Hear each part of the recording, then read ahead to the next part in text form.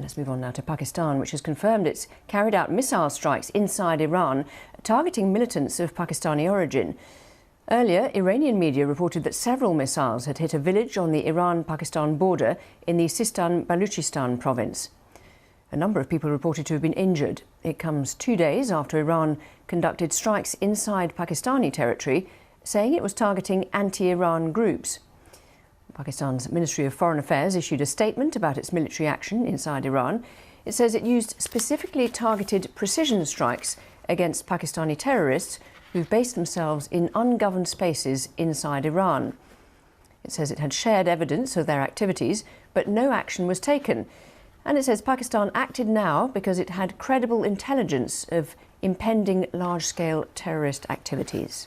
This morning, Pakistan undertook a series of highly coordinated and specifically targeted precision military strikes against terrorist hideouts in Sistan-Baluchestan province of Iran.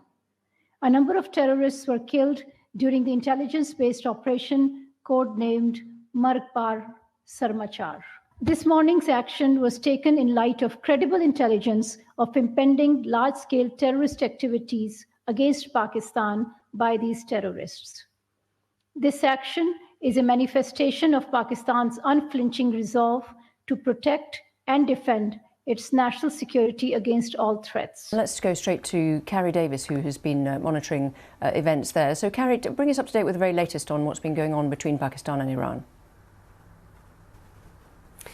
So early this morning, we had a statement from Pakistan's foreign ministry confirming that Pakistan had launched attacks on what they say are terrorist groups operating inside Iran. Now, this, of course, comes after Iran admitted yesterday that it had also carried out attacks inside Pakistan's borders on militant groups operating inside Pakistan. This is a bit of an ongoing discussion between Pakistan and Iran. There have been a lot of accusations over the course of years that Pakistan and Iran both accuse the other of harbouring terrorist militant groups inside the borders that then come across the border, carry out attacks, and are then able to go back across, which makes it difficult for the nation's security forces to be able to go and get justice. So that is the backdrop to all of this. But the other thing to bear in mind is that Pakistan and Iran had, up until a few days ago, pretty cordial relationships, but at this point that has deteriorated fairly dramatically.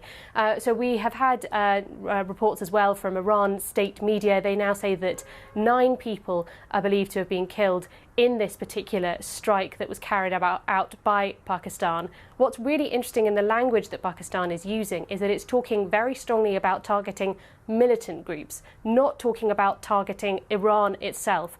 It's very similar language, in fact almost mirroring the same sort of thing that was said by Iran's foreign minister yesterday in Davos when he was talking and saying that Iran had carried out these attacks inside Pakistan. So will this all be now a line drawn underneath it? Both sides feel that they've both done the same thing, or will we see Iran decide to retaliate? Will we see a further escalation between these two countries? Bear in mind, the backdrop to this as well is that in the course of the last few days, Iran has hit targets inside Syria, inside Iraq, and then inside Pakistan. It seems to be trying to show a display of strength, showing that anything that it considers to be a threat is a target. So how will it feel having been hit, or at least having had a hit happen inside its soil, even if that was not targeted at Iran and its military operations? So that will be the key question here. Pakistan in its statement said that it referred to Iran as a brotherly nation. Well, that brotherly relationship is really under some strain. So you mentioned it's under strain and we don't quite know how it's going to escalate or de-escalate after this. Are there any intermediaries that usually step in between Pakistan and Iran to try and have a diplomatic angle on this? Well, it's interesting. We did hear from China yesterday, who had asked for restraint between the two countries in the way that they were going to respond to this. So that will be the big question. Is China going to step in to try to be an intermediary between these two countries? At the moment, it seems fairly unlikely that either of them really want to have any form of escalation between the two sides. As I say, they normally have fairly cordial relationships. For Pakistan, it's in an incredibly fragile situation. It's meant to be having elections in less than a month. It's in a very fragile economic position as well. It's not got a great relationship, of course, with India, but it's also had deteriorating relationship with Afghanistan as well. Does it really want a further problem with Iran on another border too?